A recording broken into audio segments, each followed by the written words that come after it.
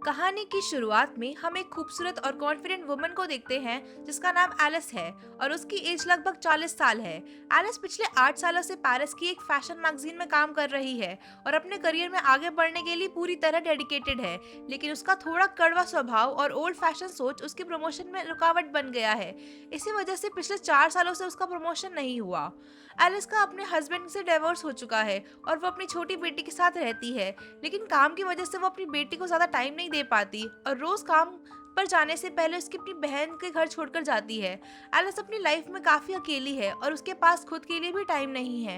एक दिन कंपनी के काम से वो ब्राजील जाती है और जब काम खत्म करके फ्लाइट से पेरिस वापस आ रही होती है तब उसकी मुलाकात एक यंग लड़के से होती है जिसका नाम एडम होता है और उसकी एज सिर्फ 20 साल होती है। एडम एक कॉलेज स्टूडेंट होता है। उसने इकोनॉमी क्लास की टिकट ली होती है लेकिन सीट में प्रॉब्लम की वजह से उसे बिजनेस क्लास में एलिस के पास बिठा दिया जाता है। बिजनेस क्लास में बैठकर एडम बहुत खुश होता है जबकि एलिस अपने लैपटॉप पर काम कर रही होती है। लैंडिंग के वक्त प्लेन में अचानक तेज टर्बुलेंस शुरू हो जाता है जिससे एलिस डर जाती है और डर के मारे एडम का हाथ पकड़ लेती है। ये देखकर एडम बहुत खुश हो जाता है क्योंकि पहली बार किसी लड़की ने उसका हाथ पकड़ा था और वो एलिस से अट्रैक्ट हो जाता है। कुछ देर बाद प्लेन सेफली लैंड कर जाता है और एलिस जल्दी से निकलने लगती है। एडम उससे बात करना चाहता है लेकिन एलिस सिर्फ बाय बोलकर चली जाती है। तभी एडम देखता है कि एलिस का पेन ड्राइव सीट के नीचे गिर गया है।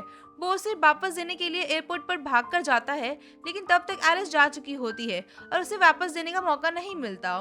एलिस अपनी बहन की कार में बैठकर चली जाती है और एडम उसे बस दूर से देखता रह जाता है।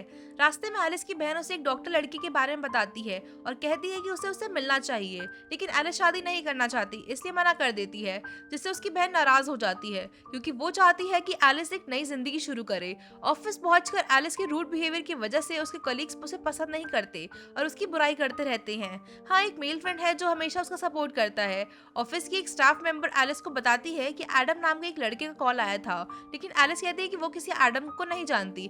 फिर वो अपने बॉस से प्रमोशन की बात करती है लेकिन बॉस कहता है कि उसके आर्टिकल्स पुराने लगते हैं और अगर वो कुछ नया और एक्साइटिंग नहीं लाई तो उसे जॉब से निकालना पड़ेगा। ये सुनकर एलिस रात तक ऑफिस में बैठी सोचती रहती है। तभी उसे एक नोट मिलता है जिसमें पेन ड्राइव का जिक्र होता है और उसे याद आता है कि पेन ड्राइव प्लेन में गिर गई थी। वो तुरंत एडम को कॉल करती है और पेन ड्राइव मांगती है और एडम उसे एक बार में बुलाता है जहां एलिस पहुंचती है और एडम उसे अपने दोस्तों से भी मिलवाता है। वहाँ एलिस के ऑफिस की दो लड़कियां भी होती हैं जो उसे एडम के साथ देखकर हैरान हो जाती हैं।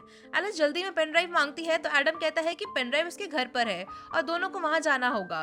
बाहर आकर एडम उसे अपने स्कूटर पर बैठने को कहता है। एलिस पहली बार स्कूटर पर बैठ रही होती है, इससे थोड़ा हिचकिचाती है। एडम उसे हेलमेट देता है और पहनाने में हेल्प करता है। तभी ऑफिस की वही लड़कियां उनकी ऐसी फोटो लेती हैं जिसमें लगता है जैसे दोनों किस कर रहे हों और उसे ऑनलाइन डाल देती हैं। एडम एलिस को घर ले जाता है जहाँ उसके डैड भी होते हैं और एडम जानबूझकर पेन ड्राइव देने में थोड़ी देर करता है ताकि एलिस से बात कर सके। जब एलिस पेन ड्राइव लेकर निकल रही होती है तब एडम उसे ड्रॉप करने और कॉफी पिलाने को भी पूछता है। एलिस सिर्फ मुस्कुराकर थैंक यू बोलकर चली जाती है। अगले दिन ऑफिस में सब लोग एलिस को अजीब नजरों से देखते हैं और एक कलीग उसे फोटो दिखाती है जो ऑनलाइन वायरल हो चुकी होती है, जिसे देखकर बॉस बहुत खुश होता है और कहता है कि मुझे तुम्हारा ये नया लुक पसंद है, हमें मैगजीन के लिए कुछ ऐसा ही बोल्ड और इंटरेस्टिंग चाहिए। बॉस कहता है कि तुमसे काफी छोटा लड़का तुम्हारे साथ होगा तो ये बहुत कूल लगेगा और मैगजीन यंग ऑडियंस को टारगेट करती है, इसलिए अगर एलिस के एक यंग लड़के को डेट करेगी तो वो काफी यूथ को समझ पाएगी। मैगजीन भी ज्यादा बिकेगी क्योंकि लोगों को मिर्च मसाला बहुत पसंद होता है। लेकिन एलिस अपने से छोटे लड़के को डेट नहीं करना चाहती थी, इसलिए वो अपने मेल फ्रेंड से बात करती है जो उसे एडवाइस देता है कि सिर्फ दुनिया को दिखाने के लिए एडम को डेट करो, इससे बॉस खुश होगा और तुम्हें प्रमोशन मिल सकता है। एलिस जानती थी कि किसी फीलिंग के साथ खेलना गलत है लेकिन उसके दिमाग में सिर्फ प्रमोशन था, इसलिए वो एडम का यूज करके डिसीजन लेती है। अगले दिन एलिस बिल्कुल नए लुक में एडम से मिलती है और एडम उसे देखकर बस यूं ही देखता रह जाता है। एलिस उसके साथ फ्लर्ट करती है और दोनों लोग बातें करते हैं। रात में एलिस उसके पास अपने एक दोस्त के शो में ले जाती है जहां वो जानबूझकर सबको दिखाती है कि वो अपने से 20 साल छोटे लड़के को डेट कर रही है। लेकिन जब शो का होस्ट जो एलिस का दोस्त होता है जो उसे जानबूझकर टच करता है तो एडम उसे बुरा लग जाता है और वो शो का मजाक उड़ा देता है और एलिस भी उसकी बात पर हंस देती है, जिसका दोस्त उसका बिल्कुल इंसल्ट होकर चला जाता है। एडम कहता है कि उसके कभी नहीं सोचा था कि एलिस के साथ इस तरह टाइम स्पेंड करेगा, पर उसे होने के बाद भी एलिस डिवोर्स है, उसकी बेटी है, उसे कोई फर्क नहीं पड़ता। तब एलिस कहती है कि हमें एक दूसरे को और अच्छे से समझने की जरूरत है। तभी एलिस के पास उसकी बहन का कॉल आता है और वो कहती है कि मैंने उस डॉक्टर को घर बुलाया है जिससे मैं तुम्हें मिलवाना चाहती थी, इसलिए तुम जल्दी घर आ जाओ। एलिस जाना चाहती थी कि लेकिन मजबूरी में एडम से झूठ बोल देती है कि उसकी बेटी की तबीयत खराब है।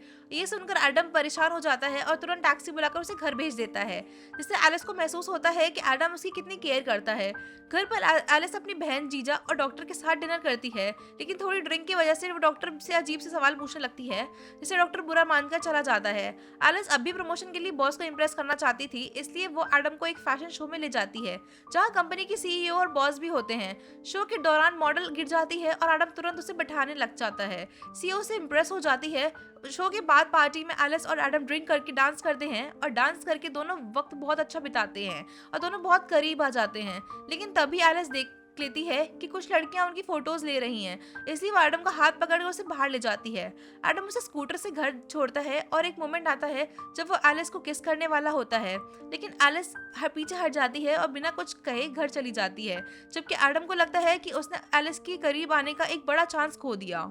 इसलिए एडम एलिस के घर चला जाता है जहां उसे पता चलता है कि उसकी बेटी घर पर नहीं है, बल्कि अपनी मौसी के घर पर है।